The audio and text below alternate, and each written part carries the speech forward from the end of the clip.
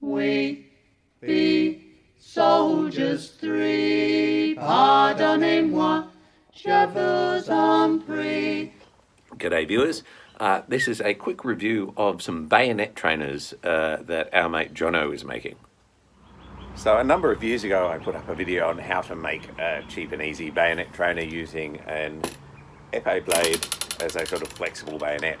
And we've been using these for a number of years and they've worked reasonably well, but we did find a couple of issues. The most important being one is that the épée blades take an absolute beating. They're not really designed for the sort of impact that you get in bayonet training.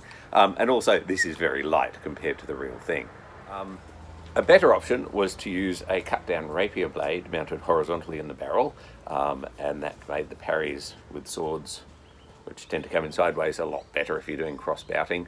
And the rapier blade stood up better, but you can probably still see it's got a bit of a set in it. And this makes the whole exercise quite expensive. Rapier blades are still a fairly pricey option compared to a cheap épée. So Jono found a historical design, designed in Australia for a plunger style bayonet.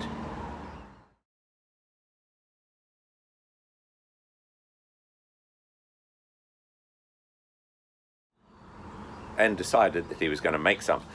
So this is like the Mark I prototype version, and this is the Mark II full historical weight version, and this isn't the current production version.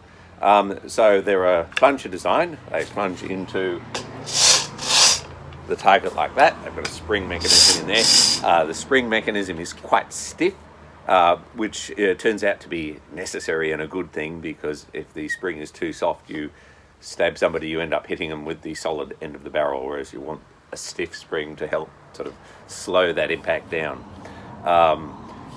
Metal pipe, so for things like cross bouting with sabres, no problem, and much better than the épée blades or the rapier blades.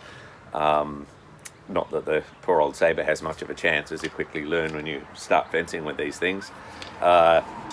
Wooden butt with a metal butt plate, which is on there for balance. As far as butting people in the face, we found that because of the weight of them, nobody, once you're in that position, people are quite happy to give up, and you don't really need to follow through with any amount of power. So that turns out to be not an issue at all. It's got a nice bit of grip tape there. This thing, which is adjustable for weight and balance, depending on what sort of gun you're trying to reproduce. Ball on the end of the plunger for safety's sake. And they're really good. So let's have a look at them in action with some probably relatively inexpert bayonet fencing. A lot of these guys have never picked these things up before, but we thought we'd have a go and just test out the mechanism.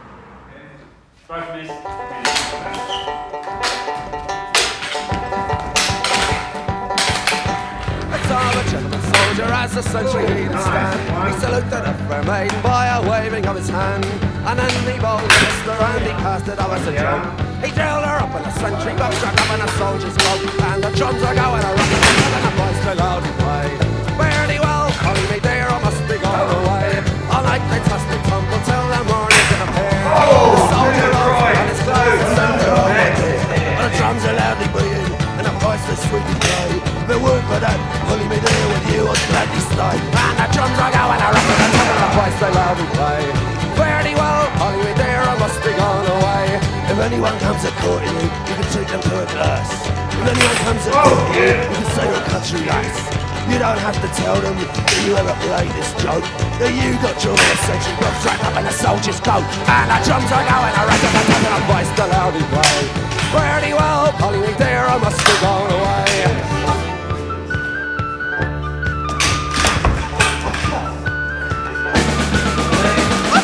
I'm a soldier, won't you marry me? I'll be dearest honey, this thing can never be. For I have a wife already, and children I have 3. 2 wives are allowed in the army, but one's too many for me. And the drums I go and I rock and I rock and I voice they loudly play. Fairly well, calling me there, I must be gone away. How come me a gentleman soldier, why didn't you tell me so? Your parents will be angry when this they come to know. And when 9 months once a clean and gone the poor girl, she was shame. She had a little and she didn't know his life. And the chums are going around and telling her voice they loud and cry. Fairly well, Polly, my dear, I must be gone away. And the chums are going around and telling her voice they loud and cry. Fairly well, Polly, my dear, I must be gone away.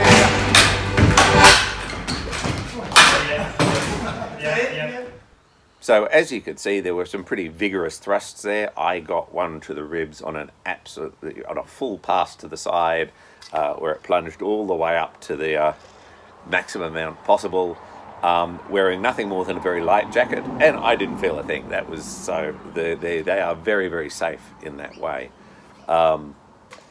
Jono is continually developing these things, and you can ask for whatever length you want, depending on what sort of rifle, whether we're going for sort of 1890s World War One type thing with this particular one.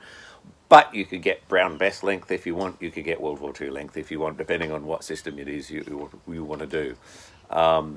He has a Facebook page and contact details, which I will put down there on the video.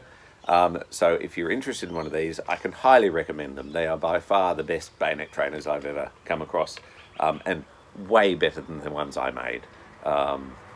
So yeah, Jono's bayonet trainers, full marks.